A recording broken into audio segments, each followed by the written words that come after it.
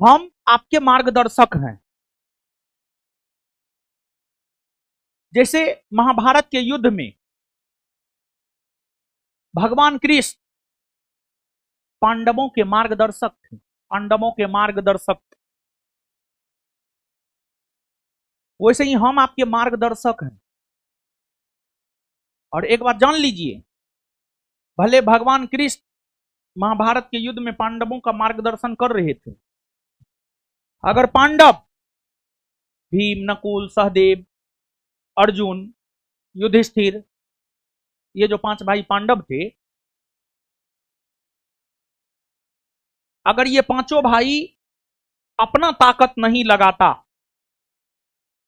युद्ध नहीं लड़ता, तो फिर पांडवों की जीत नहीं हो पाती। उसी प्रकार सिर्फ हमारे साथ रहने मात्र भर से, या सिर्फ हमारे मार्गदर्शन करने मात्र भर से आप सफल नहीं होने जा रहे हैं। अगर जीत चाहिए तो पांडवों की भांति युद्ध भूमि में युद्ध करना होगा। अब तीर धनुष लेकर के नहीं जाना है। आपका तीर धनुष है कॉपी कलम। अगर क्लास में 3 घंटा बैठते हैं, घर पे सीधा 6 घंटा बैठिए किताब कॉपी लेकर के। और किताब कॉपी लेकर के घर पे जो 6 घंटा बैठिएगा, वही आपका युद्ध है, वही किताब कॉपी आपका युद्ध भूमि है। बिना उसके सफलता नहीं मिलने जा रहा है। ठीक है ना? अब समझिए बाबू, राज्य का नीति निर्देशक तत्व क्या है बाबू, जानते हैं? ये सब इतना जो पृष्ठभूमि तैयार की है, राज्य के नीति निर्देशक तत्व को समझाने के लिए तैयार की है। जानते हैं बाबू? सरकार, भारत सरकार, राज्य सरकार। जैसे हम आपके लिए मार्गदर्शक के तौर पर काम करते हैं, वैसे ही राज्य का नीति निर्देशक तत्व भारत सरकार के लिए, राज्य सरकारों के लिए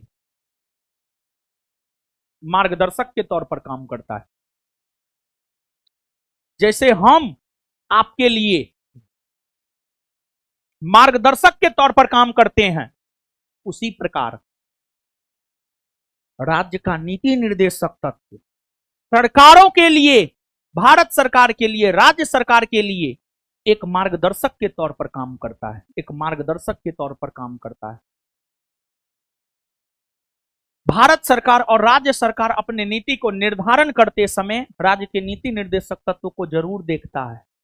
और जानते हैं बाबू, राज्य के नीति निर्देशक तत्व में ऐसे ऐसे प्रावधान है, अगर उसे लागू कर दिया जाए ना, तो हमारा देश भारत स्वर्ग बन जाएगा, स्वर्ग। लेकिन इन नेतबन सब स्वर्ग बनने नहीं ना देगा, नहीं देगा। ठीक है? आगे राज्य के नीति निर्देशक तत्व के बारे में और भी समझाएंगे, जब पढ़ाएंगे तब समझाएंगे। लेकिन यहां पर एक बात जो समझाना था हमको, हम समझा दिए हैं। सरकारों के लिए राज्य का नीति निर्देशक तत्व मार्गदर्शक के तौर पर काम करता है, वही है राज्य का नीति निर्देशक तत्व।